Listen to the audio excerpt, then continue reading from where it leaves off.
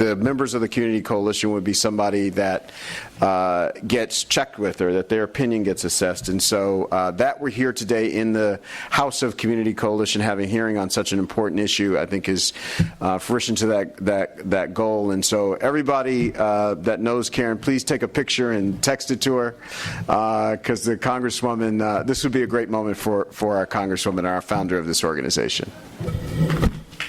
Yeah, I think you're right. Okay, so we're going to start off with turning the cell phone down. That's how we start. And then I want to get Reverend, it was Oliver. I saw him when I came in. Bowie, yeah, come on. And Claudia Brick and Mary Davis. Just come on up.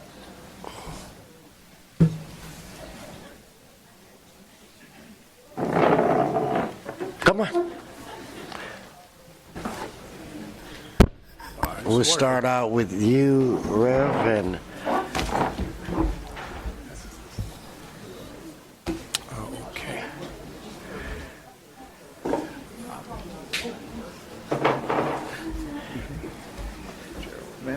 Go right ahead. We'll start with the Reverend.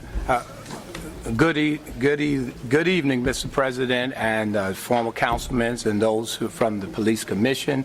I've come out tonight because I want us to really make police reform in our community a priority. It has been a year and a half since the ordinance was passed, and we're now just beginning to take action. And with us lack of taking action, many individuals in our community have been harmed and even killed and murdered by police, and very little has changed over a long period of time, over the last 40, 50 years. So we're looking for serious reform, and we're looking for this to be a priority, and I believe that's what you're going to do. Also, we need a change of the process where the process is more transparent and run by the City Council and not the Police Commission.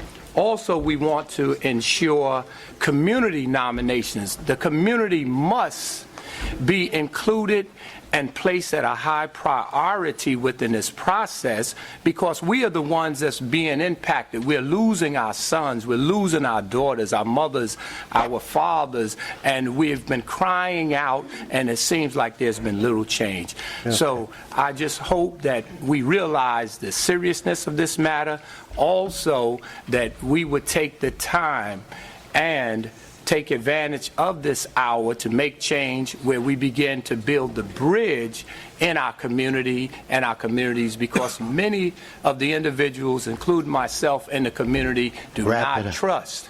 All right, we do not trust the process that has been in place, and it's I got it, Rev. All right, I got it, because I want to give everybody the same amount of time. Yes, if you'd identify yourself. My name's Claudia Brick. I'm a local resident here in this district. I understand that police officers are, I don't know whose idea it was to have retired police officers sit on the disciplinary board. I don't know if it's them or somebody came forward instead for them, but I would certainly advocate against allowing retired or otherwise separated officers to sit on a civilian review board. I'm not saying that it's impossible for a former cop to discipline a fellow cop, but there are certainly plenty of non-law enforcement citizens who would be happy to serve on this board, and a former officer would just take the space of a citizen who should be on it. The fact that separated officers would even want to be on a disciplinary board like this seems in itself to make their presence suspect. To keep former cops off of this panel eliminates any sense that the officers are taking care of their own. I thank you. Thank you. So if I could get, so is it Miss Davis? And as she's coming to the mic, if I could get Andres Kwan and Melanie? Ochoa. Ochoa, yeah. I remember. Yes, so let's start with you, Miss. Identify yourself. All right, my name is Mary Davis. Good evening. I have true respect for the work of our police officers, but I have deep concerns about the historic lack of accountability for officers involved in the unjustified use of deadly force. A Board of Rights that has members who are objective and have diverse backgrounds can help address this issue. Because research shows that civilians on the board tend to be more lenient toward police officers, I support one member being a retired police officer, however, not a retired police officer who's been fired. That doesn't make sense to me. I wonder about the disposition of the recommendation by this committee to the council to make decisions of the board open to the public as allowable under law. So maybe during this meeting you can address that, because I believe that that's very important. Okay. Do you want me to reread that? No, I've got it. Okay. Thank you. All right, no, thank you. Yes. Melanie Ochoa with ACLU. It is disappointing that the committee has until now squandered an opportunity to do what it promised, which is to hold hearings in the community to understand the many problems around LAPD policing and discipline and create solutions to address them. Instead, it has held hearings in which only LAPD employees were invited to present and push forward with recommendations seemingly created by only listening to police unions. The result is recommendations that don't address a single issue with LAPD discipline, including the fact that officers who are so egregiously bad that the department wants to fire them are getting reinstated at an alarming rate of 50%. Yet the sole issue that the City Council has tried to address is that officers wrongly believe that they are too often punished. The most recent amendments to the proposal still allow ex-officers, including low-level officers who have quit, perhaps because facing disciplinary charges, to sit in judgment of the department's discipline and decide whether officers who lie, cheat, steal, kill, and molest are being too harshly punished. An Inspector General's report also found that the majority of LAPD officers think the Board of Rights upholds discipline too often, and that even referrals to the Board of Rights are unfair. So you are taking from a pool that has a demonstrated bias against any discipline. The Council should stop and actually investigate the issues with LAPD discipline and find solutions like those in the people's recommendations that will result in a department that holds its officers more accountable. Thank you. Yes, sir. Yes, sir. Andres Kwan, lawyer with the ACLU. We need real diversity in the Board of Rights, people who truly reflect the diverse lived experiences of Angelenos, and not just those who are in line with the LAPD.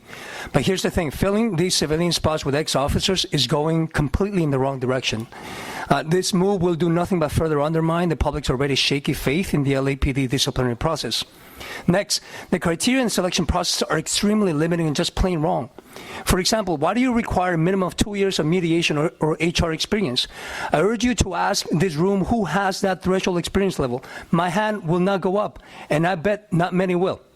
And why do you presume that people with criminal records have bias? That is disqualifying. Personally, I have a criminal record, and I'm a lawyer and a member of the California Bar now. I can be a lawyer, but I cannot serve on this board? The Board of Rights duty is the same as any juries, but we don't limit juries to HR professionals, do we? The civilian pool should be open to any member that is a non-ex-officer member of the public. Thank you. Let's try to get, I think, Kimberly Meyer. Rob, I saw Rob Kwan earlier. I don't see him now. Alexis Kelly, come. Hi, we'll start with you. Great. Thanks very much. I'm Kimberly Meyer. I'm a resident of Los Angeles, and I am looking for real changes to the Board of Rights. We want actual civilians. We don't want retired and fired cops. We don't want HR people. We need actual oversight. We need to know what's happening. I think everyone pretty much agrees that there's a problem with police killings and brutalities in our city. Who's policing the police? If we don't have a sense of how that's happening, we don't have security. We have a horror movie that people are living in, and that's happening every single day.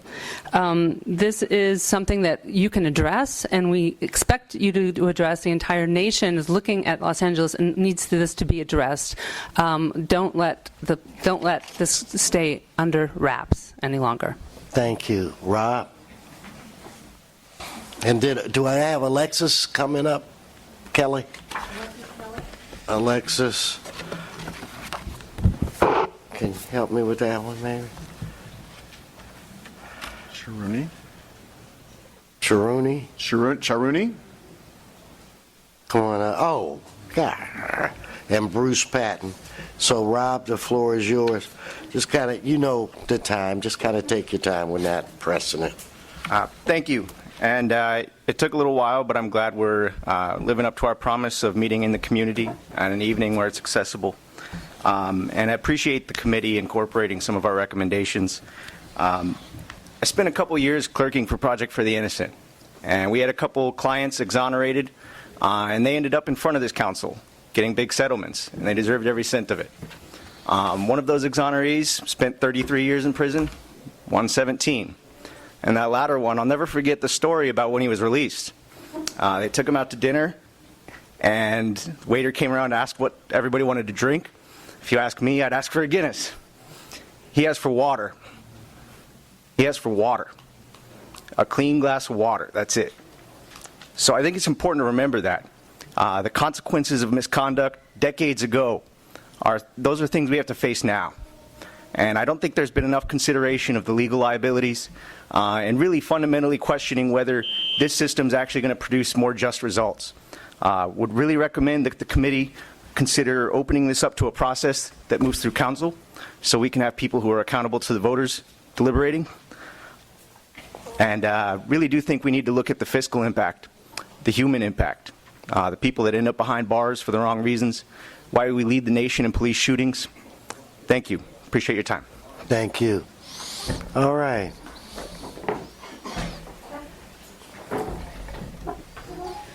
Good evening, Mr. President and honorable members of the committee.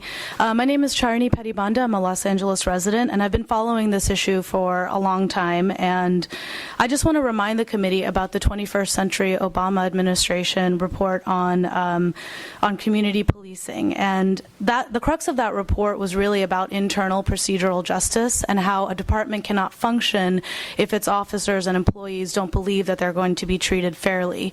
So in my mind, this really isn't about leniency or someone who's always going to convict. This is about transparency. And several commissions, including the Christopher Commission and the Obama administration report, have recommended civilian oversight. The Obama administration also noted that there is a lack of data on civilian oversight in all kinds of jurisdictions, and LA really needs to be at the forefront of this issue to be able to contribute to the national dialogue so we can understand fully what it means to have civilian oversight. Thank you. Thank you for coming. All right, my dinner mate.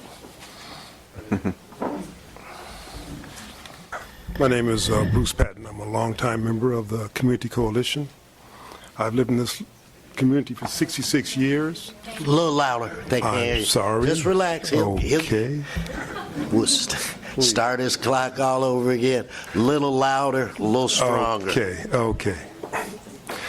My name is Bruce Patton. I've lived in this community for 66 years. I'm a longtime member of the Community Coalition. I live in a community where I would say that we need the police greatly, but we fear the police greatly as well. I also say that we have two wolves in our neighborhood that prey off the community. The police and the gangs. We feel that we can control the police. That's the only reason why we wish to keep them involved or keep ourselves involved with them. I'm asking that we create reforms to the police department in terms of higher educational requirements. I'm asking that we create better, or say more of an accountability when it comes to police misconduct. Our communities, my children don't want to come back to to live in my community. So they move way out to places like Santa Clarita, places like West Covina, places that don't allow them to, and Sacramento, they don't allow them to have the comfort, or they feel they don't have the comfort. They feel they don't have the security that they would want in the living here in the inner city. And that's not because of the gangs. It's because of the police department. Thank you. Thank you. Okay, let me see. Anderson Barker. Yeah.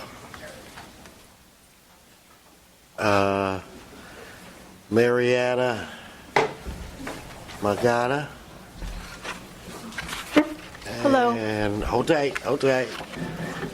Zala Makia Castillo. Come on down. Yes, now. Hello and welcome. My name's Cynthia Anderson Barker. I'm a civil rights attorney. I do police misconduct litigation, and I'm on the board of the National Police Accountability Project. And I checked in with some of our members before coming here today about the proposal to have civilian and retired law enforcement officers on this panel. They were absolutely shocked. They were shocked. And so here's my question to you. I mean, we've done these cases for years, and we understand that line officers have close relationships with their colleagues, and those close relationships will allow for bias on this panel. This is a very bad proposal. I'm pretty surprised the intelligent members of the council are proposing it, and I urge you not to allow these retired law enforcement officers to be on the panel. The second piece is liability. We've litigated these cases for years against the city, the county.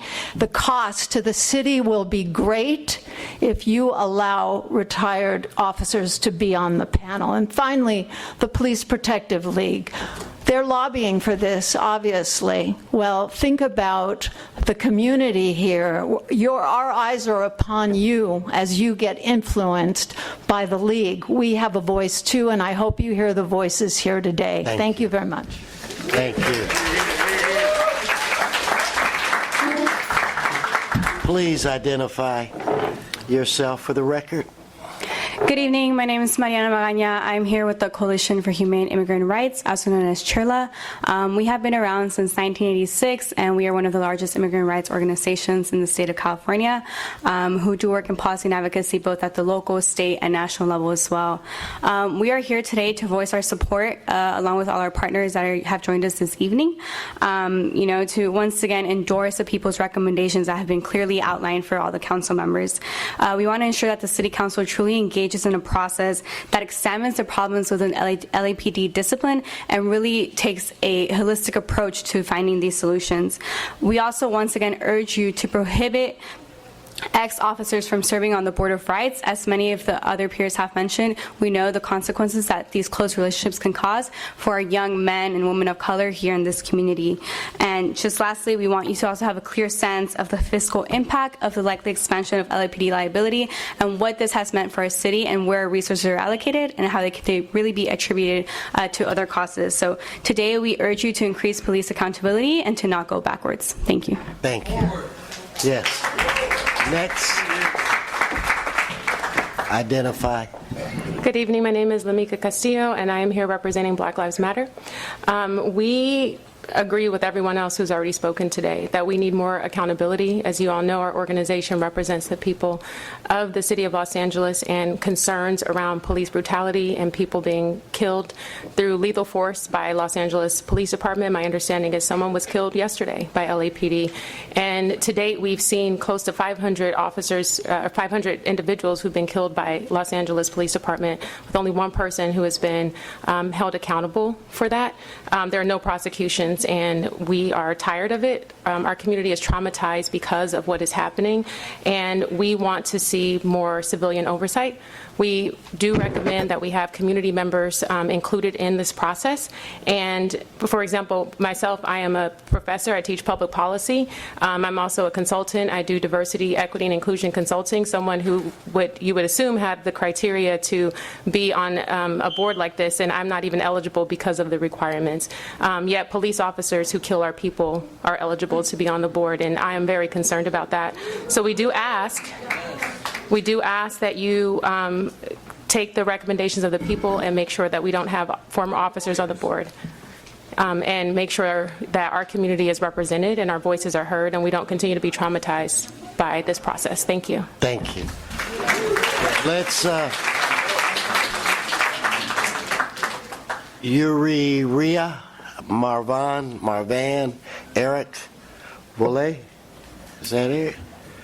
And Sarah Tanberg, come forward.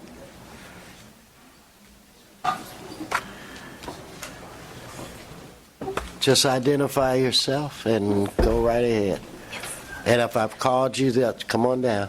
Yes, ma'am. Good afternoon. My name is Yuria Marvan Santin, and I'm volunteering for ACLU. The reason why I'm here is because I believe that safety is the main goal between community and law enforcement. And the more community trust has more trust in law enforcement, the better safety they can provide to our community. That's why it's so important that this Bill of Rights is formed by neutral people that can be and can give recommendations that are reflected of our community, and people that are diverse, and people that also are neutral. I think neutrality is the word here. As any other conflict, whenever there's a conflict, our Constitution provides that jurors should decide what happens. I think that we should follow that in order to comply with due process. Thank you. You're welcome. Please identify yourself. Oh, sorry. Hello, my name is Sarah Tanberg. I'm also volunteering with the ACLU today. Just a little personal background. My husband is black, and sometimes when he leaves the house after I hear about these shootings, I honestly am so nervous he's going to run into a police officer who is going to be really brutal with him. And when our black and brown brothers and sisters are living under this terror, it's just not just. It's so inequitable. And I really want to urge you to consider how we can repair the relationship between our black and brown communities here in LA and the police officers. One way to do that is by adopting the people's recommendations, and to really consider having everyone on that board to be civilians and not to worry about their background, because that is the just and right thing to do in this situation. Thank you. Thank you. So if I could now get Ahmed Khan, Carolina Goodman, and Dr. Priscilla Reed. But if I called you, come on. Yeah. So you go first. You. Oh, hi. I'm Eric Volat. My statement is basically about the police escalating situations, whether they're the LA police or the LA sheriff. I was a public school teacher in LAUSD and New York City, and I now have a service dog and couch surf because of an escalation. A call to the West Hollywood sheriff ended up, in homelessness. So I think that when the police can't arrive at a situation with 8 people and they can't talk to somebody for 20 minutes and just let everything calm down, there is no danger, but they want action. And so then their adrenaline is pumping and everybody gets hurt. I didn't know anything about this meeting until I met Sandra Dwight. in court today.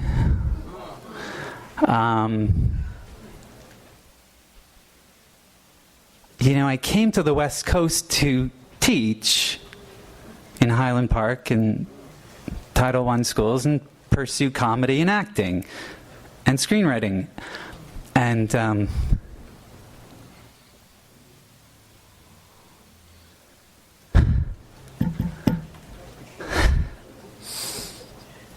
Just relax. Finish your thought. It's okay. so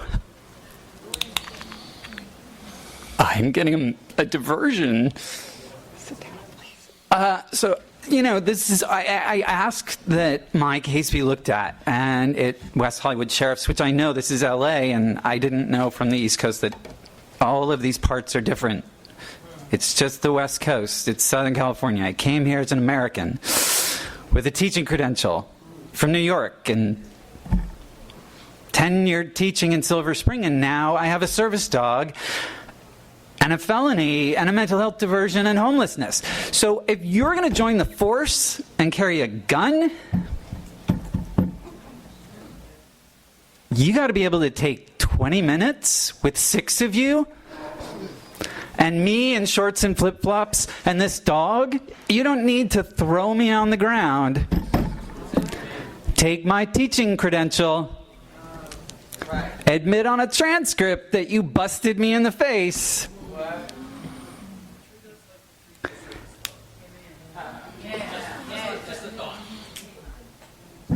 They have their dogs that they treat better. Their dogs, the ones that they turn on us, they treat them better. You got to wrap it up, though. I'm trying to keep it fair for thank everybody. you. But thank you so much for coming. Great. Okay. Thank you.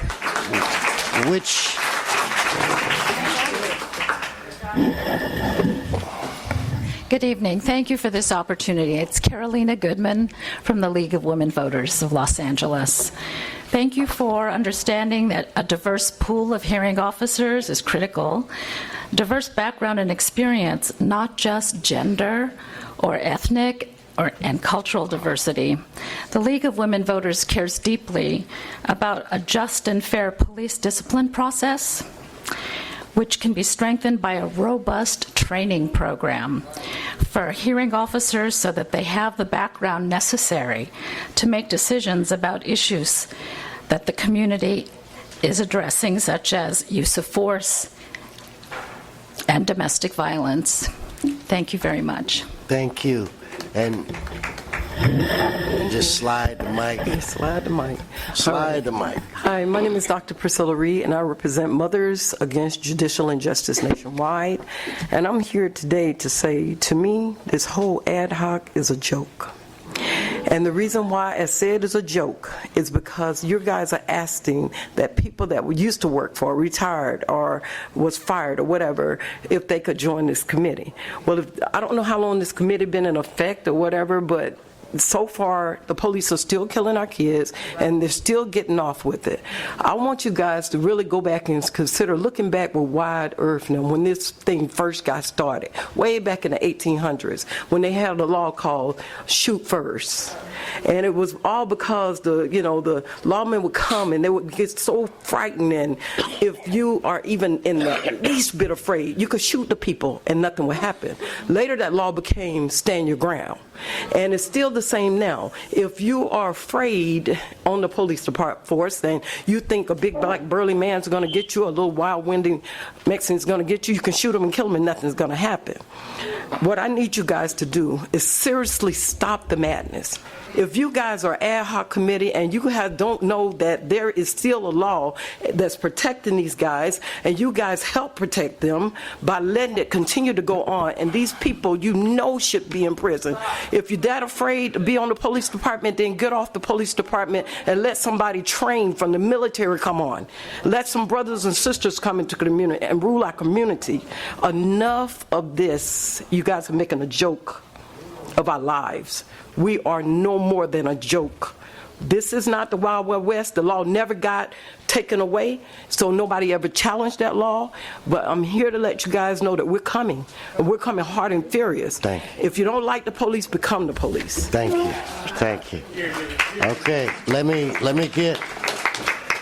get a Chris White. Please come forward. Velvet.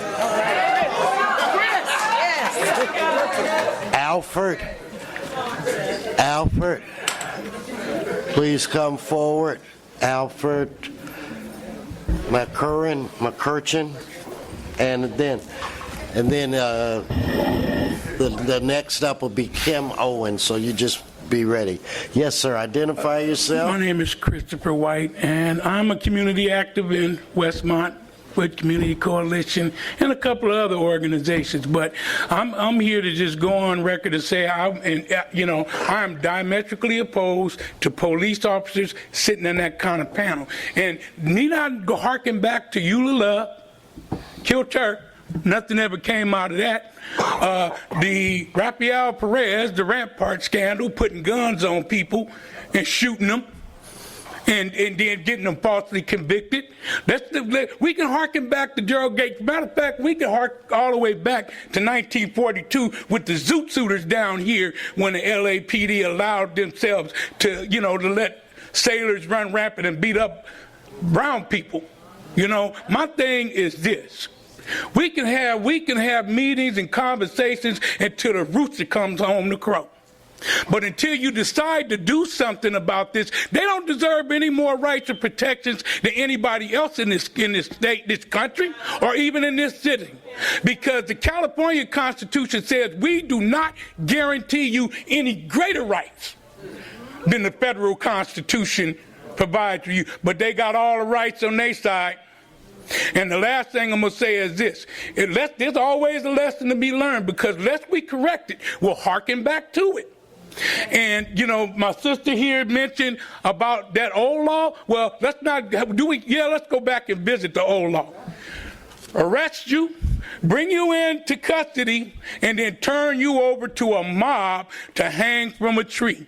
Now, how much do you think we can endure, and do you think we would forget that? The police do not have any business sitting on that panel making decisions over their own people. And lastly, nobody ever investigates itself organization-wise and comes with full disclosure. So it hasn't been happening, and I don't expect it to happen anytime soon. So it's up to us to force you guys to come clean on that. Thank you for your time. Thank you. Yes, sir. Please identify yourself. One set of employees on planet Earth that get to kill their employers and keep their What we're going to do, we're going to just keep things calm. We got a good meeting, good flow here. Let's keep it going. Yes, sir, the floor is yours. A pleasant good evening to the honorable member of the council and to everyone this evening. My name is Alfred McCurchin. I'm not a reverend, but I'm a minister. I'm like a politician. I'm a carpenter. I'm everything, a jack of everything. But I'm very grateful for this opportunity, and I want to say that, first of all, with all due respect to the police, the police department and the men officers that are working so hard to do their job, I went to the 76th police department a few Saturdays ago, and the officers were very nice. We had a problem with a difficulty with the church, and they told me exactly what to do. And I told them that I was interested in starting police,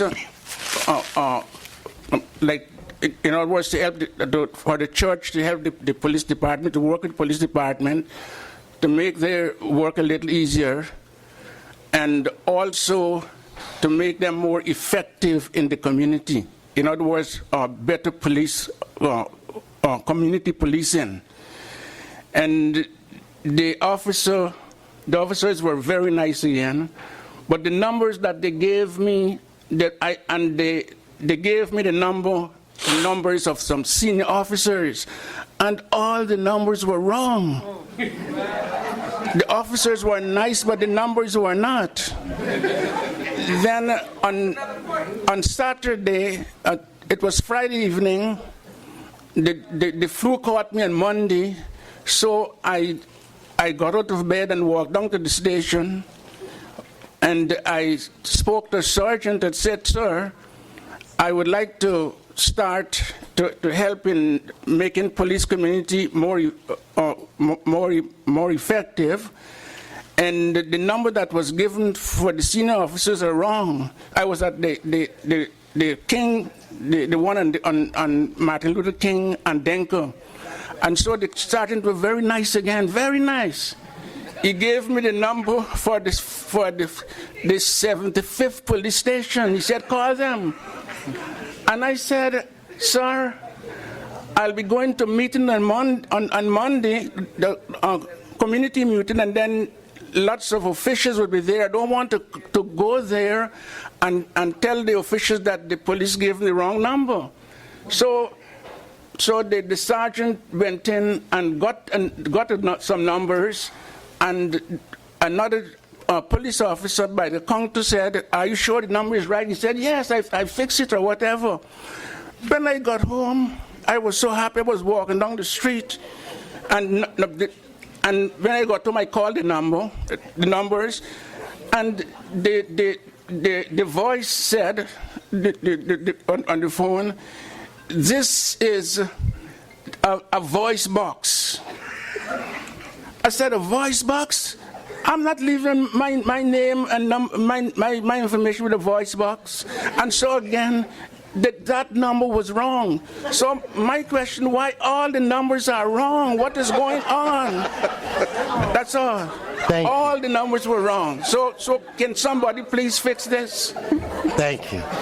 So I'm looking for, I called you.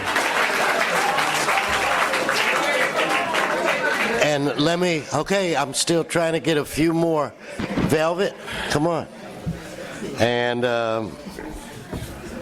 Kim Owens.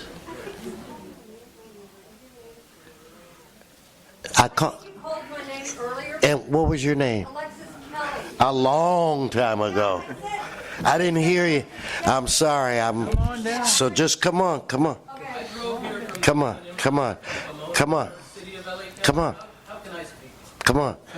All you have to do is fill out a card. Where's the card? Just ask for one. Somebody get him a card. Okay. Yeah, you called my name earlier. I didn't hear that. So, hi, my name is Hamid Khan. I'm with the Stop LAPD Spying Coalition, and I'm also representing LACAN, Los Angeles Community Action Network. Yes. I think before I start my comments, it's critical that we understand that how we got here in the first place. This whole Measure C was a sneak attack on the people of Los Angeles. This was a complicity, a backdoor negotiation between the police unions and city council who want to move up in their office and their political careers, who are looking for the support from the police union. So I think we need to be very clear and just put it out there, be very honest about it. The process has not adequately fulfilled the robust public participation requirements outlined in the motion. While few hearings were held, many were called off.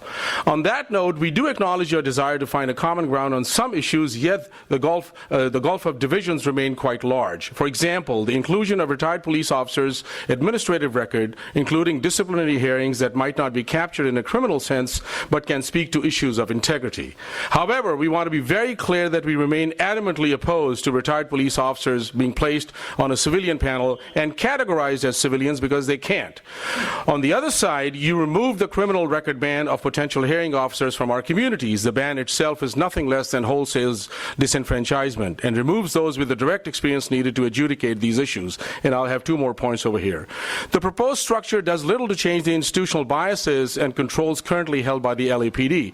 Case in point, Mr. T-Fank over here would still be in control of selecting potential candidates and moving them through various decision-making process, the Board of Police Commission and City Hall. The fight is expressly about moving decisions-making into the hands of the community, not consolidating power even further throughout the LAPD apparatus.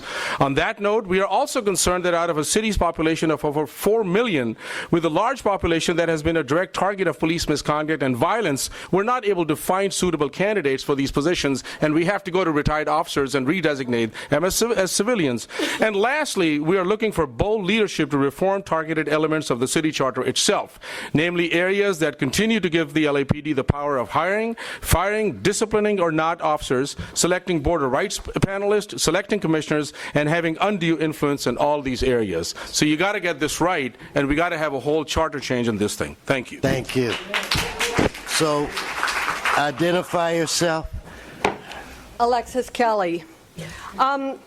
Everyone has said what I agree with, the people's recommendations. I don't need to expound on that. But what I do want to address here is I would like to be really respectful of my city council. And I would like to be respectful of the police. And I remember a time when I could do both of those things because I'm a crinking ancient at this point, so I can remember these things. But I do not understand why any of you are here. I do not understand why police join a police force unless they just love violence at this point. I don't understand it anymore. Neither the city council nor the police seem to have our best interests at heart. I have on two issues, this one and another one that is really important to me, have tried to reach city council members, and I cannot get through. Our president's office has a recording. I've never spoken to a human being. I'm told that I will be heard. Somebody will get back to me within 48 hours. This never happens. Emails, nothing. I can't get through anywhere to my city council people. So I am really distressed that I cannot respect my city council and I cannot respect the police. And there has to be a payoff. For everything has a payoff in this life. I don't know what yours is, and I don't know what the police's is, but there's a payoff somewhere. And I think that is what needs to be really addressed. If we still had massive investigative journalism like we had back in the day when I was an activist, you know, these things would be ferreted out. And somebody needs to start looking at this. When I cannot reach anyone on my city council, and I cannot trust the police, it's just wrong. Okay, Velvet. And Kim. My name is Velvet Victorian, and I'm a volunteer with the ACLU, as well as I've started my own organization to help people reenter society from after the police get through with them. And my thing is, I was born in prison due to foul activity from 77 Division. They actually framed my mother, and it's a precedent in case. Victorian versus California, or whatever it is, the people. And the thing of it is that all my life, I was born in 62. I seen the 65 riots when I lived on 11th Avenue in Florence. After they had the problem on 108th, I couldn't even go home because of the way the police were doing people. Now in 91, we had the Rodney King incident. They still whooping ass. And nobody is saying nothing. Everybody act like y'all ain't doing nothing. But people are tired of it. And we need people like me, people who have been affected by the police, to be on this commission. We tired. Now, if you don't want another riot, if you want to try to make things right, do the right thing. Thank you. So Ken, let's Kim Owens, Arturo Flores, Zachary Hughes, J. Michael Harris, come forward. Oh, I want to hear from you. All right. Identify yourself and go ahead. All right. Hello, council members. My name is Zachary Hughes, affiliate with Community Coalition, avid member. From what I'm hearing, the concerns of the community is that the lack of community representation by the Los Angeles Police Department. What I believe should happen is the police department should invest in community members to be police more often, instead of constantly separating the community from police due to fear. Los Angeles has always had a problem with LAPD ever since the police came out, like back when NWA. Like, we always had issues, and this is a big city that can profit from a very big change from Los Angeles Police Department increasing their relations with the community. But the Los Angeles Police Department has to be responsive to the community's outcries in issues. You'll get like say for a small traffic stop, a lot of people are scared of the Los Angeles Police Department because they recognize they have to be more responsible for the situation than the Los Angeles Police Department has to. And that's a disturbing image for every young black and brown kid around here. It's something they're afraid of. It's something that needs to change in order for anything to get better. That's what I have to say. Thank you. And let me try to. I think did I call Valerie Stacker? Come on down. I've got a seat for you right in the middle. Who's next? Kim. Identify yourself. Hi, my name is Kim Owens, and I am a... Wait a minute, who took Miss Stacker's seat? Oh. Arturo, I'm out. Oh, okay, well, you stay right there. Right here? Yeah. Okay. Thank you for being a gentleman. Yes, ma'am. Okay, my name is Kim Owens, and I'm a concerned and paying attention citizen. So, Los Angeles voters approved a ballot measure to remake a key part of the police disciplinary process of excessive force. And this was meant to address dishonesty, to increase accountability, discipline, transparency, provide transparency in a public forum. In the words of Council President Wesson, in a quote to the LA Times of May 2017, "There's not one subject I want to duck. I want to look at every aspect of this." And almost 2 years later, this hasn't happened, and that's why this room is full and overflowing. Do you know what visual... We've been talking to people for 2 years. This is a process. We're still getting more information from you. Okay, well, let me continue then. Thank you.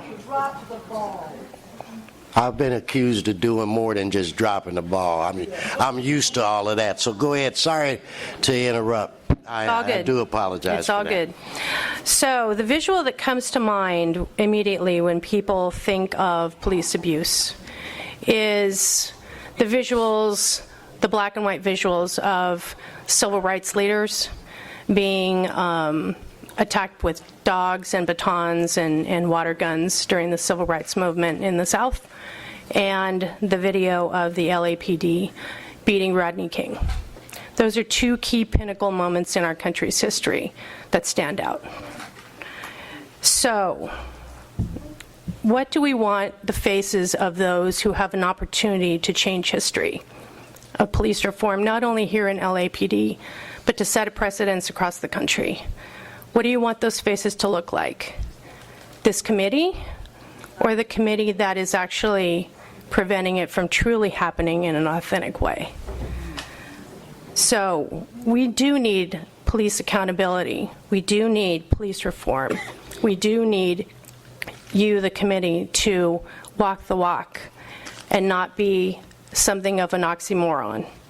And that means to address the disciplinary process, to bring experts in to consult, and not just the LAPD, and to work on solutions that fit the actual problems. And allowing ex-officers to serve on the Board of Rights is just absurd. I mean, there's a reason there's bias in the legal process and why people recuse themselves. And to have ex-officers involved we can't trust that process. So I'm asking you to meet the commitments that you made to the people of LA County and LA City and really make progress when it comes to police reform. Thank you. Thank you. Okay, so let's... Now, everybody's seated, and I'm going to call one more person, and then we're going to let the committee get engaged, and hopefully I can get to any other speakers. At this point, the last card I have is from Carmen. So if I could call give up, because we need to. So we'll go with Carmen. She's coming. Okay, but we're going to let you go on now. Okay. Good afternoon. My name is Valerie Stacker, yes. And I am a present member of Community Coalition. Yes, ma'am. And on this police reform, I'm going to be reading a little bit here very Go quickly. ahead. And like it says, what do the people want? The organizations, different organizations that are here, and I am a citizen of Los Angeles. And I've been going to different meetings to the city council, and this police reform, juvenile, for children, and this bill that's on here now, I'm just going to read a little bit of this. I believe it says the city council. This is my own present, how I feel also. I forbid the ex-officers from serving on the Board of Rights. Citizens are already found to be more lenient than LAPD, commanding staff who sit on the Board of Rights as part of their managing duties, allowing ex-officers, especially non-commanding staff who may have personally been disciplined by the Board of Rights or quick to avoid discipline, to serve will only increase the likelihood that officers desiring discipline avoid accountability. What more given that the officers comply that the Board of Rights is biased based on who the accused officers know. Allowing ex-officers to serve on it is further undermining officers' perspectives of neutralizing, letting alone the public perspective of justice. The way I feel, I am a mother also. This has something to do with it also.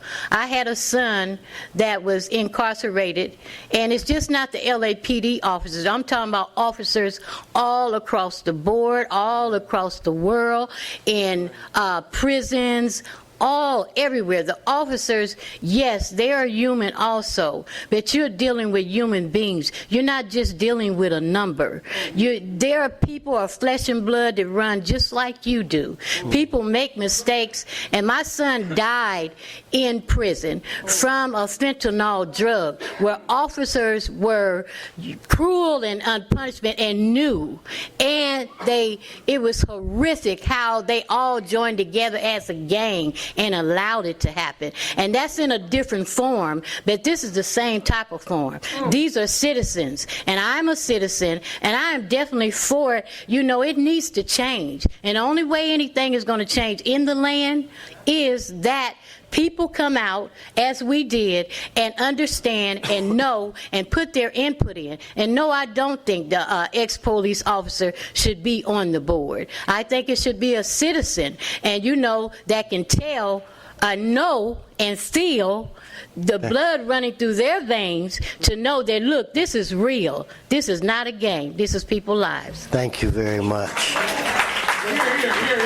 So I think now we have a seat for Carmen. Wherever Carmen.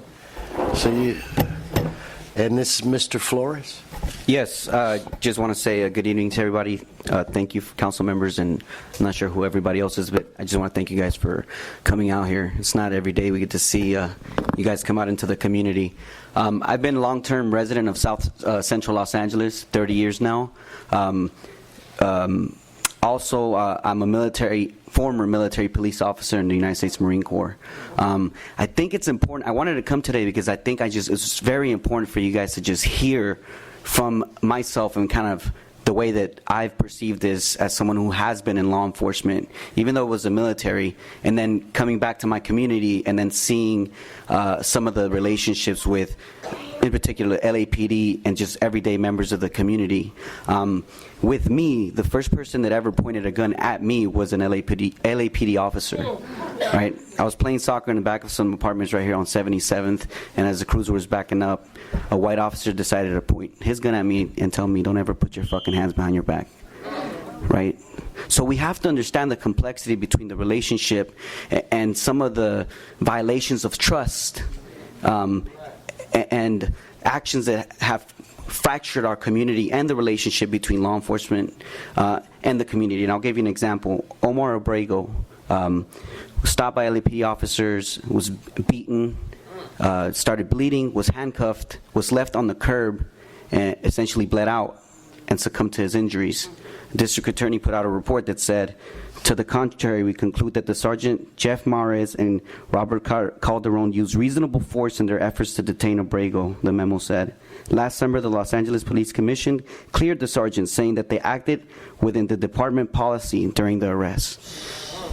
If this situation, if this case, and the narrative around it doesn't paint a clear picture of what needs to change, that we actually do need change, I don't know what does, right? The community is asking for you guys to humanize us, to humanize black and brown bodies, right? Okay, listen. And so I think as true reform is implemented, we are going to see that there are going to be some officers that will be prosecuted.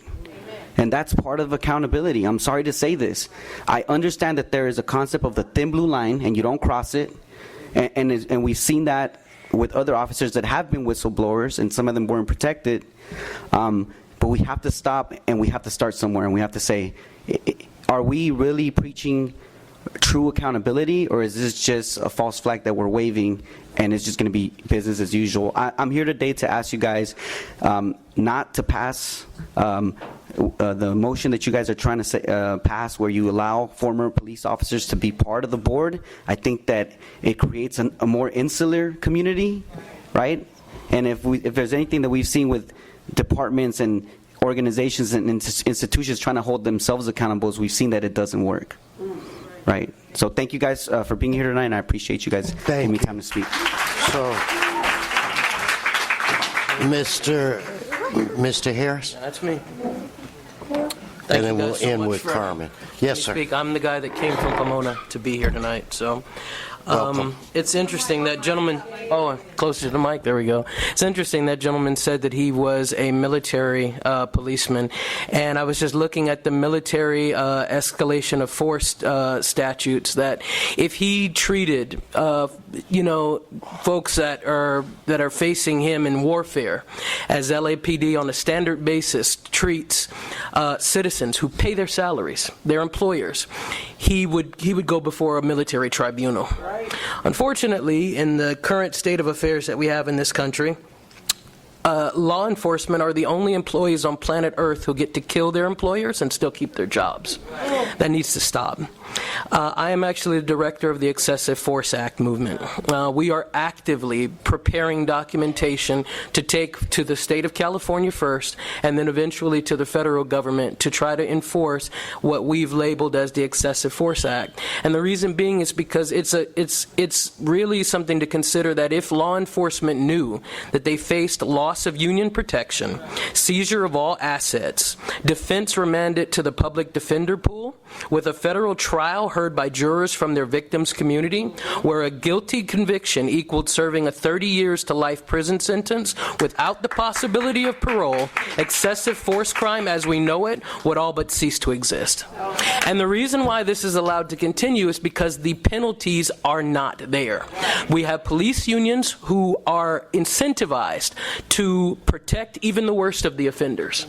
As this gentleman said, you've got folks who are literally dying in police custody before they even get to an arraignment, before they even get back to the precinct. That's where you have judge, jury, and executioner. The way that it's currently going in this state, and this isn't mine, I can't claim it, but this is the general routine. A person of color is killed by police. Number 2, social media outrage. Press conference by police department with excuses. The mayor takes the side of the police. The community has protest rallies, uprises.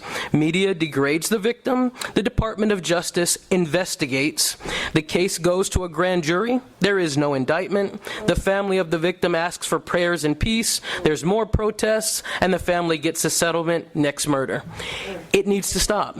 And you guys have the power here in LA. I don't even live in the city of Los Angeles, but I live in the first city that you got to cross when you cross the 10 freeway, just like almost every person did here to come here, the very first city in the county. But I heard of this, and I was forced to come. My ancestors compelled me to be here because you guys have the chance to take this and fix it on your end. If you don't fix it on your end, I will fix it. And I'm actively working to do so. And I'm only 38 years of age, but if it takes the rest of my life, I promise you that the Excessive Force Act, just like the Civil Rights Act of 1964 before me, we will get it passed, and we will hold law enforcement accountable. Thank you for your time. Carmen. Hola, mi nombre es Carmen Hernández. Vivo en la 82 y Figueroa Street y vengo a hablar sobre mi comunidad. Estoy aquí para pedirles a todos ustedes. Hi, my name is Carmen. I live on 82nd and Figueroa. I'm a community member of South LA, and I'm here to para que ustedes nos ayuden a erradicar y también a enforzar a la policía que nos protejan. Porque tenemos un problema en la 82 y Figueroa. Se han ido a arraigar las prostitutas, tenemos tiendas de droga, tenemos liquors, tenemos moteles dentro de las escuelas. I'm here to make sure that you guys really eradicate the negativity that we have in our community and focus there and hold police accountable. We are over-concentrated with liquor stores, dispensaries, sex trafficking, and so many other issues where the investment should be focused versus where it's going currently. En repetidas ocasiones llamamos a la policía y a veces mandan a la policía, otras veces no llegan y tenemos un drive-thru en nuestra calle. Police is just a phone number. You call and they're either hanging out or they don't really show up when it's an emergency. So at this point, it's not even functioning to keep the community safe. Quisiera decir más, pero creo que es suficiente y nos gustaría que ustedes tomaran en cuenta que somos una comunidad que estamos desprotegidas. Somos Sur LA, no somos North Hollywood. Que en North Hollywood pasa algo y todos van corriendo al mismo día a solucionar sus problemas. We know we're South LA, but we deserve that same respect. We know that if we're not North Hollywood or West LA, where everything comes in immediately when they have an emergency, we need that same accountability and respect and enforcement to support black and brown people in South LA. Muchas gracias por escucharme y espero que llegue a sus conciencias que tenemos hijos que están creciendo y no queremos que ellos sufran, que anden en drogas, en gangas. Thank you for listening to me today and just take into account that I have children, we all have children, and we're looking for them to make sure that they don't go through what we're currently going through. Gracias, muchas gracias.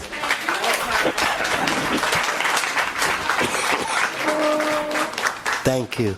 In fact, we want to thank everyone who has come so far today and have made a public comment. But at this time, we've already heard the majority of people in the room. I think it's time for us to engage in a conversation.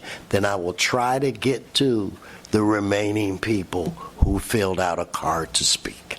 Okay, so I want to call you guys up to the center table, walk us through where we are, the recommendations. and then we'll engage in a conversation. Where's Andrew? Andrew, since I'm not going to be able to, I want you to walk through the detailed recommended changes that we're suggesting as well. And we're also joined by Mr. Greg Smith, so we have 4 of the 5 members from the council that are here. Yes, sir. Let's start. Carlos de la Guerra. I'm an assistant city attorney. So, first of all, I think it would help to provide a little bit of background. We've referenced the Board of Rights, and the Board of Rights was created by the Charter many, many years ago. And that's simply the process that's used for the discipline of officers. And they use a 3-member panel. Currently, there's 2 command officers, the rank of captain and above, and 1 civilian.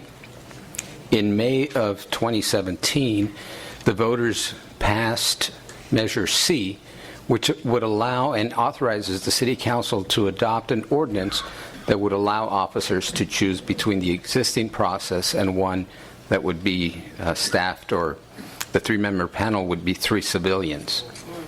The draft ordinance... Let me stop you for 1 second.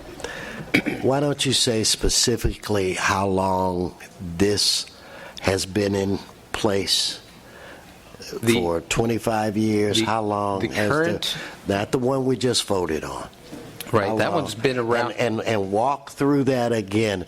When you're saying right now they have 2 command staff, those are command officers, correct? They're command officers, so they are ranking representatives from the police. I'm sorry. They're ranking officers from the police department that are captains and above, and that process is in the Charter, Section 1070, which has been around since probably the late 30s. But it's been changed over the years. I mean, not that specific section, but the Charter has been amended various times over the years, and so this would be a change. And it would allow the Board of Rights to be comprised of 3 civilians. And so our office has drafted has prepared a draft for the City Council. And that draft, I can go through it briefly and just highlight the issues that are being addressed. And they're intended to implement what the voters passed in 2017. So the draft that's been prepared has a section on the composition, basically outlines what the composition will be. And that means that it certainly would allow the officers to choose between the existing system and one, like I said before, composed of 3 civilians. The qualifications, that's something that would be addressed by Mr. Teefank and the Commission as to how that will be developed. The selection procedures that will be used, the application going forward, so no discipline matters that have occurred before the adoption of this ordinance will be affected by this new board option. There will be an annual audit by the Inspector General, and there will be the release of Board of Rights decisions as permitted by law, and that may change depending on the law. And then this will be in effect for at least 2 years. Why don't we hear from Mr. Teefank? Yes, Mr. President, just to amplify a few things that Mr. De La Guerra said. And for the record, Richard Teefank, I'm the Executive Director of the Board of Police Commissioners. Mr. President, members of the committee, it's important to note that the new ordinance, if adopted by the Council, would allow the officer the choice of taking 2 command officers and 1 civilian as a tribunal, or 3 civilians as a tribunal. They would have that choice. At the end of 2 years, there would be a report completed on the effectiveness of the program, the numbers of panels that were 3 members of 3 civilians versus the traditional panel, and that would come back to the Council for consideration. That's in addition to the annual audit prepared by the Inspector General. As to the qualifications for the hearing examiners, through the process of meeting with your committee over the past several months, There have been recommendations that were advanced to the to the council, and then through those discussions with the council, there have been some amendments to those, and I'd be happy to speak to those, or would you like Mr. Westall to do that? I think what we want to do is, if you could just do like I was going to, that this is the way it was, this is how it changes it, and walk, and just in simple, straightforward, as if it were me doing it. Yes, sir. Andrew Westall, I'm the Assistant Chief Deputy Council President Herb Wesson. I'm going to walk the members of the council and the public through the current qualifications in order to serve as a civilian panel member on the Board of Rights and the proposal that's in front of you today. And I'll just go one by one through each one. So currently, one of the qualifications is that a panelist, a civilian member, cannot have a criminal record that would impact the hearing examiner's candidate's ability to act impartial or be impartial as a board member. The proposal before you would also add language that said that the applicant shall not have any sustained allegation of misconduct related to the applicant's employment or profession that would impact his or her ability to be impartial. In essence, what the panel is dealing with is disciplinary issues, and the recommendations before you would prohibit anyone who had major disciplinary issues throughout their career in serving in this capacity. The second qualification is that the panelist or the civilian member should have a record of responsible community service, and that is not proposed to change. Currently, under the Board of Rights, the civilian members, the qualification is that they shall not be presently employed as a full-time law enforcement officer.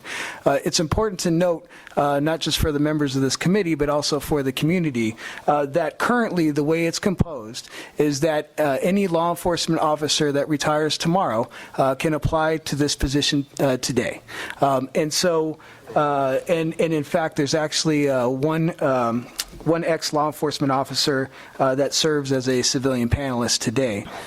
What is being recommended to this committee is that not only should a candidate or an applicant not be presently employed as a peace officer, but that there's also a minimum 5 years of separation of service between when they retired as a police officer and their ability to apply for this position. And then lastly, that it's being recommended that for the next 2 years, that no retired peace officer can serve as a civilian member of this panel. And so you would have a 2-year moratorium in place along with... So what is it? Well, basically what we're saying, for the next 2 years, when you're recruiting individuals, and you got to help me, I said try to talk like me. Yes, when sir. you're recruiting individuals, we are recruiting individuals from the public. Correct. To fill these positions for the next 2 years. Yes, sir. And so that's basically, so those... I got a few other ones. Then you go on. Yes, sir. So the next one is that the applicants be preferably a resident of the city of LA, and that's not changing. Right now, it's the current qualification in terms of experience is that a candidate will have 7 years of experience in arbitration, mediation, and administrative hearings, and that level of experience is not only being lowered from 7 years to 2 years, so that more people can apply, but the breadth of experience that could qualify for this position is being expanded. So anyone who has a job of 2 years of experience in human resources, in personnel relations, in labor relations, and any type of personnel matters that was part of their job, if they have 2 years of experience in that, they would be able to apply for these positions. And then I'll read off a few other quick things that are not currently as part of the qualifications, but it's being proposed that at minimum, as part of these civilian panelists, that there be a minimum of 1 person per council district. It's also recommended that the Police Commission be required to expand and maintain up-to-date training programs for the members, and that all the training materials would be provided on the Commission's website. It's also recommended that the Police Commission be required to conduct aggressive outreach throughout the city of Los Angeles and the community prior to opening up any application window. And then as the city attorney has said earlier, this committee in its last meeting had added a couple provisions to the ordinance which would require an annual audit by the Inspector General of the Police Commission on these Board of Rights proceedings, which is not currently required. And then lastly, that it's also required that the release of Board of Rights decisions be made to the public as allowable under current law. And so those are the 10 recommendations that are currently before you. There is in the recommendations, there's one other piece which really hasn't been discussed at this point. There was a lot of interest from the community to remove LAPD officers as what I'll call the prosecutors in these matters. Currently, you have command officers that serve as the prosecutors in these disciplinary panels, and there's arguments of inherent bias or lax discipline. And so what's being recommended to this body is that that department advocate position, that's the official name of that position, the department advocate would be transferred from the LAPD to the city attorney's office to maintain that independence. And there's language in the recommendations that would ask the CLA and the CAO, city staff, to come back with a transition plan and for funding and positions that would be required to effectuate that. I want to go back to you, Richard. Yes, sir. Get your thoughts, and then I want to take questions from the other members of the committee. So go ahead. Yes, sir. If the recommendations are adopted as to a robust outreach plan, what our intent would be to utilize all the community advocacy groups out there, community coalition, et cetera, the periodicals, the internet, distribute wide and far the application process to encourage people to apply for the position. When the applications are received, we'd have 2 police commissioners who would do the interviews of those individuals who apply and make recommendations to the full body of the police commission. The reason that is the case is that the individuals are hired as a city employee. They are a part-time as needed city employee because they are compensated for their work as a hearing examiner. Therefore, the Board of Police Commissioners, as the employing entity, must approve their appointment, and that must be done by all 5 of the members. So 2 members, as a non-quorum, could do the interviews, screen down, recommend in closed session, since it is a personnel matter, to their colleagues the appointment of individuals, and that's how they would be selected. As to a training program, we see the training program being a very robust program involving the city attorney's office with the state of the law, also with the department's internal affairs department as to how an investigation is conducted, how the charges are prepared, et cetera, and how all that is put together. We see it being an 8-hour training session to get them acclimated, and then do quarterly training sessions as needed with new information that might come about. Because if there is to be 3 civilian members, it totally changes the current concept. So currently, if it's the traditional 2 command officers and 1 civilian, the senior command officer is the individual that is the chair of the meeting and writes what is called the rationale. If they render a guilty verdict, then they must write a rationale for what the penalty will be. And that individual is the one who writes that. With 3 civilians, we have to create a process. How will they select the chair? What that process will look like. So those are some of the administrative issues that we will deal with, working with the city attorney to put that together as we implement and go forward. Speak to the diversity. That's one of the things that are, important. If we move in this direction, that you have a diverse. Right now, I'm not a big. I know John Mack got arrested, so wanted to increase diversity. Diversity is what makes everything better. I don't give a crap what anybody says. The more diverse, it just gets better. So, what's our focus? We want to do diversity, but we also want to do geographic diversity as well. You want to have people from all parts of the city because they have different experiences that they can bring to the table where it relates to involvement with police officers or what have you. So what are your plans where it relates to that? Well, that gets back to the outreach and the recruitment of individuals for the positions to ensure that we're reaching all segments of the community and reach all the diverse individuals that live in this very diverse community to get them to apply for the positions. And then the commissioners will make their choices from that with the understanding about diversity being in play. I think their desire will be to pick the best people available, keeping diversity in mind so we have a diverse pool of candidates. And then as to the allocation throughout the community. As you noticed, one of the recommendations is that of the new panel members selected, at least one member should represent each council district. So that would give us some of the more diverse areas of the city that we could reach with 15 of the new members that would come, one from each of the council districts, and increase the diversity of the pool in that manner. Okay. Members, questions? Yeah, Mr. Smith. Yeah, at the most of you weren't at the meeting probably, but the last meeting I was very concerned about the diversity issue, in that we just trust that people are choosing or are going to pick the right people. I don't want to give anybody that much power. I suggested at the last meeting, I didn't hear it mentioned tonight, but that we pick numbers of people that must be in the criteria of diverse, whether it's Hispanics, whether it's African Americans, also cultural. We should look at certain religions, geographic. I think all these things should be laid out specifically, and not just say we're going to trust the commission to pick the right people.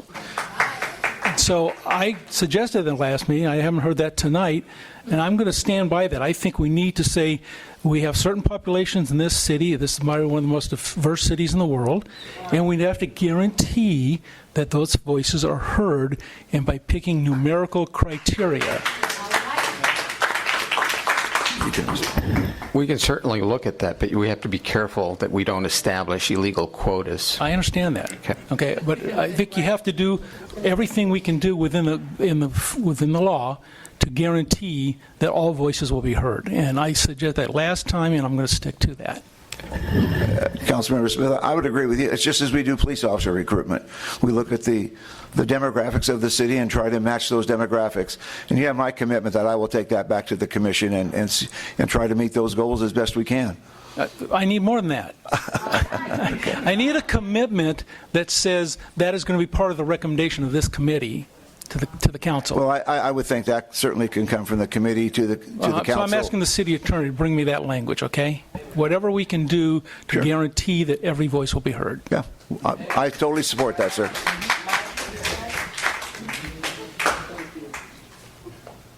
Mr. Kretz? Yeah, well, this is a difficult and complicated issue. One of the things that I'm thinking, listening to this, is, of course, when you get to the Board of Rights, in some ways you've already lost because something has already gone wrong. I see too many things, and I'm not any more of an insider than any of you here. I see things on television where you see a tape of an officer that has stopped someone walking along the sidewalk, and it escalates, and they pull a knife, and the person winds up being killed. And the whole thing never should have happened in the first place because it's the officer that escalated in the beginning. We need better training, both to make sure that we don't start things that don't need to happen, and that we can de-escalate situations where we should be able to avoid a lethal conflict. We also have to look more at technologies, so whether we can find weaponry that doesn't mean if you react you have to kill the person. And then there is the accountability that we're talking about. And it's unclear to me whether an all-civilian board holds the officers more accountable than a board with one or more officers on it. We've heard from some, that not here tonight though, that say that LAPD officers actually are more likely to hold their members more accountable. So I'm not sure which it is. I feel more comfortable the longer the retirement is, so I'm glad to hear that we've moved as far out as 5 years. I actually have one question. How many retired officers can serve on a panel at one time? Is it limited to one, or can it be multiple? It would be unlimited now, sir, the way that it's structured, because that's just a indication that a retired officer can apply. We have the 5-year limitation now under this, but if we had, and we only have one retired officer who's a member of the Board of Rights panel now, if we had 3 and their names got picked, then there'd be no way to prohibit them. If that would be something that the committee wished to address, that would be up to the committee, and then to see if that would pass muster with the city attorney's office. Well, I'd at least like my colleagues to give some thought to the concept of having a maximum of one retired officer on a panel, so you could get their perspective, but their perspective would not be the majority on any panel. It might help if I were to explain how panel members are selected. So currently, what occurs is on the 2 command officers, there are 6 names that are put into a hat. They are numbered, basically, and they are drawn by lot, by the department. And then there's a coin flip, and whoever wins that coin flip, either the department or the officer, would get the first strike of the names that are shown, and they would strike back and forth.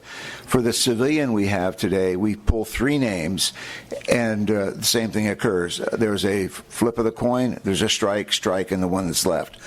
With the 3, if we were to go to 3 civilians, we see drawing 9 names.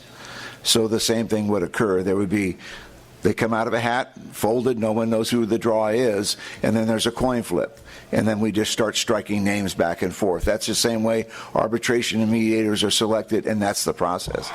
So you would have to have, in the draw, to prevent that from occurring, you would only have to have one peace officer be able to be in the blind draw, and that would be very difficult to have. So administratively it could work out, but that's how it is done. It's a blind draw. You're going to get the lot of who is drawn. You're not going to have your pick of who you want to have on that panel. I'd at least like my colleagues to consider the concept, and if we decided we wanted to move forward with it, then you could figure out what the logistics are of how to do that. Sure.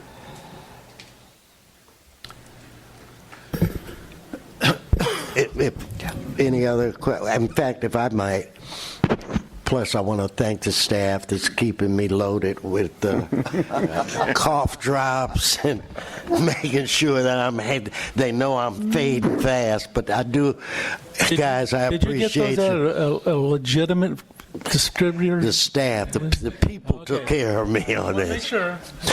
But I wanted to hear your recommendation real quick. I missed that, and then I guess turn it over to Marquis. So what did you suggest, Mr. Smith?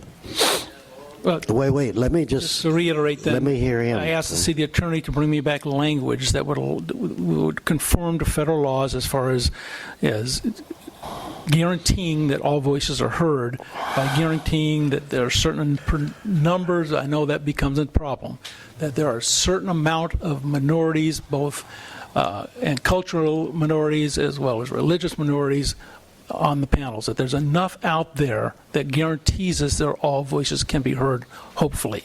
Now, I know you can't put numerical criteria on it, but we can say that the overwhelming, more than half the city is either black or brown.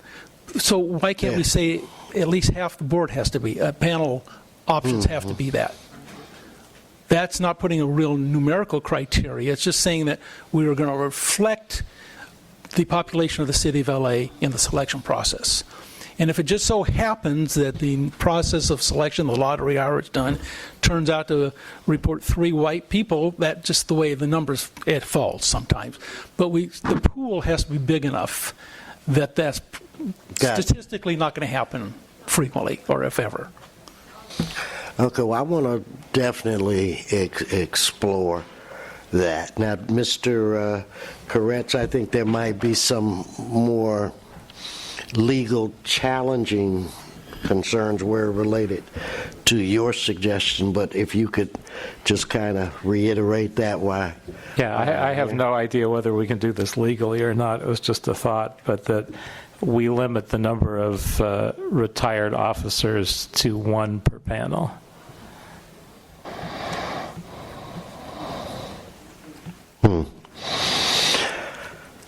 Well, I don't know why. But anyway, let me think on that. That might be easier than some of the, I don't know. Mr. Harris Dawson, do you want to weigh in for a minute? Yes.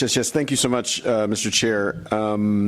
A couple things I wanted to just thank everybody who came out, and especially the staff for doing this hearing here in the at the Community Coalition in the heart of the 8th Council District.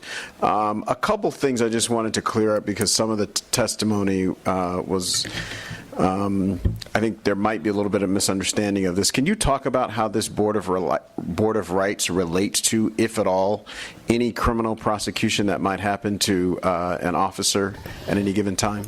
It's not related at all, sir. It's an administrative process. A person goes to a Board of Rights under two ways. One, they are directed to a Board of Rights by the Chief of Police. The Chief of Police directs you to a Board of Rights for a violation of department policy, rule, or regulation, and by directing you to the Board of Rights, he is not recommending a penalty. He is directing you to a board for the Board of Rights to determine, number one, guilt or innocence. If they're innocent, that ends it. If there's a finding of guilty, then the board will make the decision as to what the recommendation to discipline for the Chief of Police will be. The chief can lower that, accept it, but he cannot increase that recommendation. The other way is an officer is given a recommended discipline of 5 days. Suspension without pay. The officer can then opt to have that 5-day Board of Rights hearing to appeal the 5 days. It has nothing to do with criminal matters. It's administrative only, sir. And in that hearing where, as an example, 5-day suspension is recommended, the Board of Rights could not raise that to 7 days. They could only lower it, right? That's correct. So really, the Board of Rights is a protective body for an officer whose bosses have already determined that they've done something deserving of a hearing. That's correct. It's the administrative appeal process to any recommended level of discipline for sworn personnel. Suspension, demotion. So what Measure C really does is improve that process for officers accused, again, not by a prosecutor, not by the community, but by their own bosses, other police officers. It improves that so that the two officers on the panel that are deciding don't work for the person that made the accusation. Right. The two officers would be replaced by two civilians. So, again, the officer has the option of a traditional Board of Rights, 2 command officers, captain or above, and 1 civilian, or 3 civilians. So thank you for that, because I just wanted to clarify. I know some folks talked about prosecution, and that's not in the purview of the Board of Rights by any stretch of imagination. So I wanted to get clear on that. I was really moved by the testimony today. I think folks raised serious questions and articulated in a very clear way why having retired police officers raises very, very serious flags and calls into question the legitimacy of a process that, by our own description, is a process that is a benefit to an accused officer. Why having a retired officer on there does that, I'll share a little bit because I was really moved by some of the testimony, and a young brother talked about having a gun pointed at him, and I could identify with that. I've had a gun pointed at me 5 times. 4 of them were by police officers. 3 of them were by LAPD officers. Each of those LAPD officers were people in their early 20s. Any one of them could have made a mistake, could have done something on purpose. And I will tell you that I just sat here and thought about it. If something had happened to me in any of those cases, other than getting my life threatened, if something beyond that had happened to me, and that police officer went to a board where they were judged by retired police officers, I don't think anybody in my family or any of my friends or people who care about me would view that process as legitimate. So that concern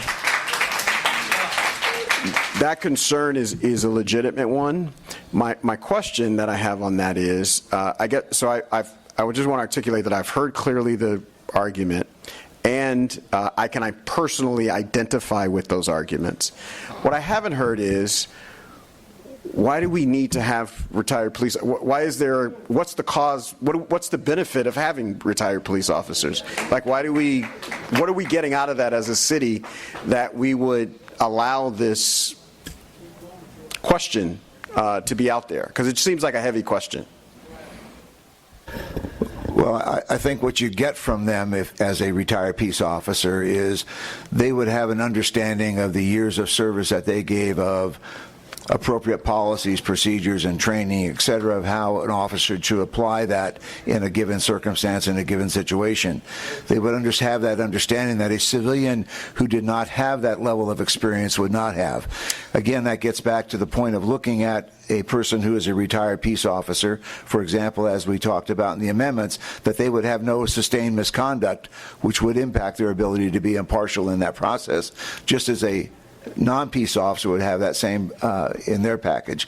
I think the benefit, again, weighing what you're saying, but as a benefit, you would have a person that would have an understanding of having maybe been in those situations, understanding what rules and regulations are for, how they maintain the good order and discipline in an organization, why they are important, and those things that a civilian member might not have, which is what people say today about the 2 command staff members that sit on the Board of Rights panel, that they bring that subject matter expertise, having done the job and understanding it, to be able to say, I just don't think what that person did was right based on the totality of information given to me. So I think it's balance, and it really comes down, in my personal opinion, sir, to who the individual is that you pick. Right. And that's who it really boils down to, is you could have a person who is a non-peace officer who might have hidden biases that you won't know.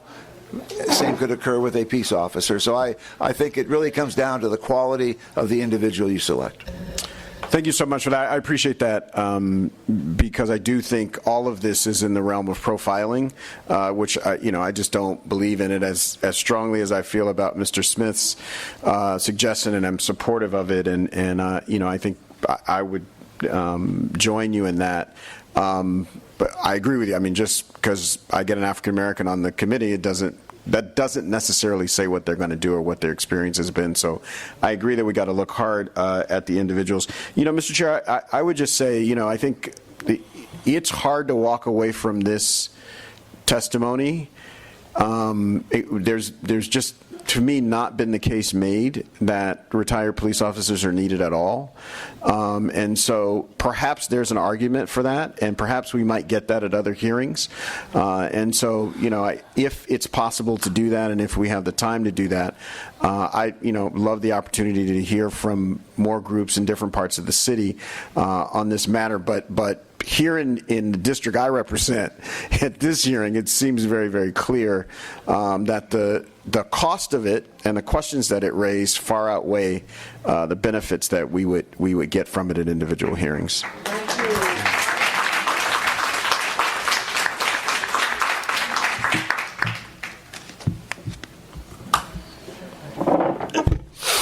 Now, would you repeat that?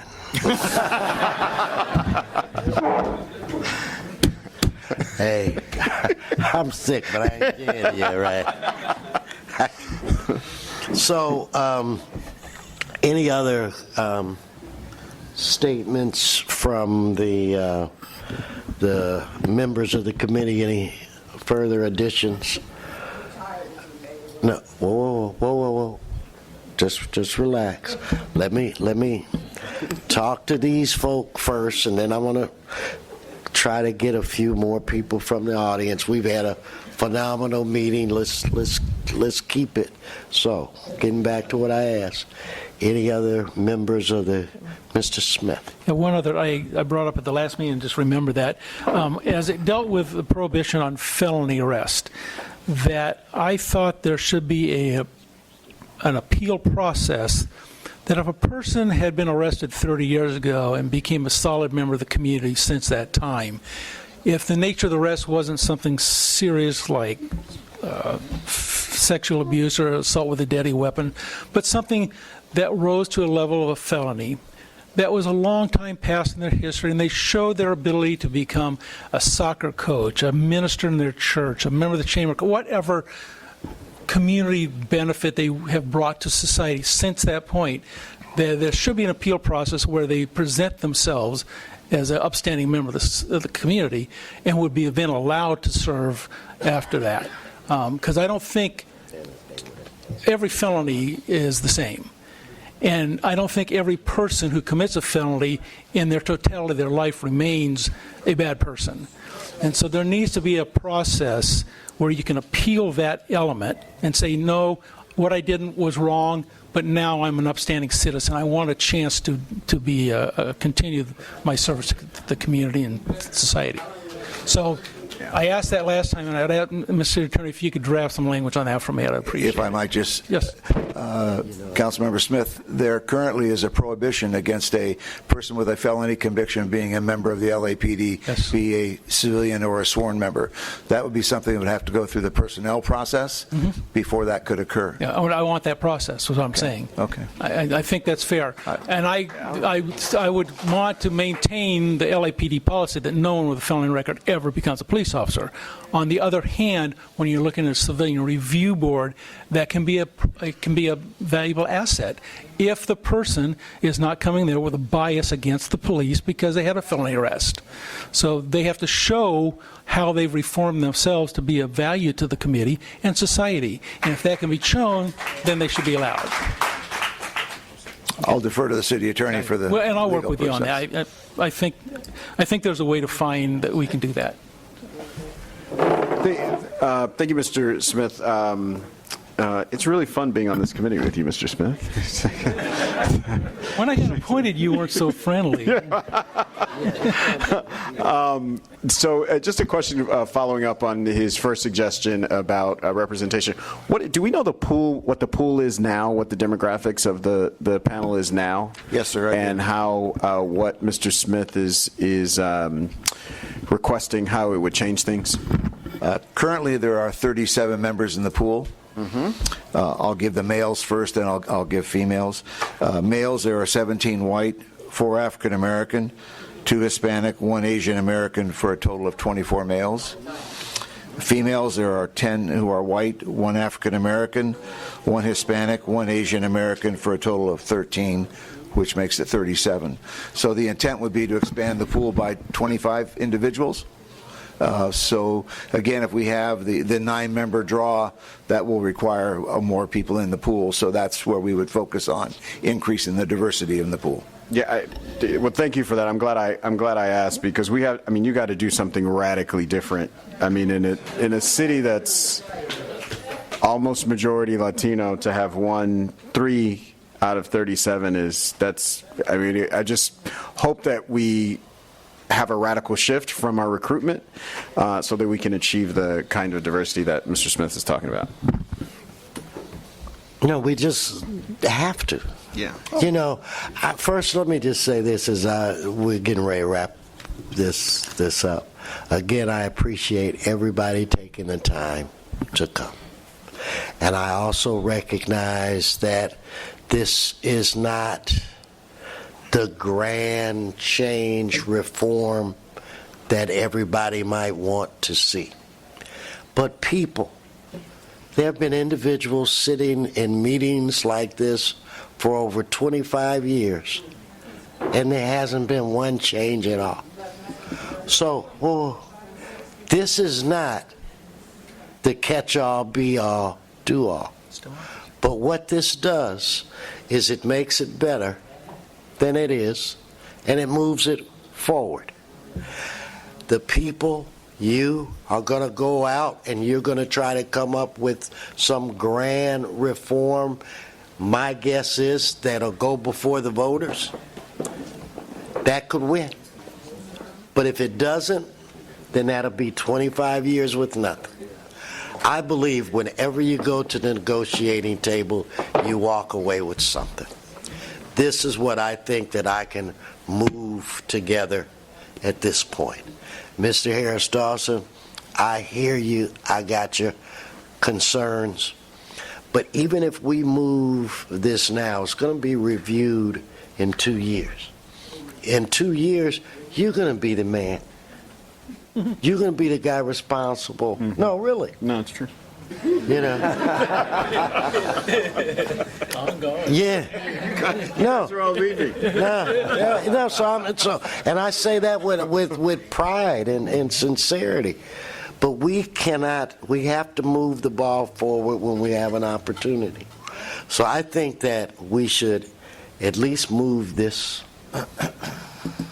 We need to recognize that, and I would accept and second Mr. Smith's request where it relates to diversity. It is ridiculous that you got 2 Latinos, that 4 black people. And so what, again, if that's what we are afforded the opportunity to change, then let us do that. And then we'll work with you as you come up with a bigger list of things. That's what this is about. I respect you.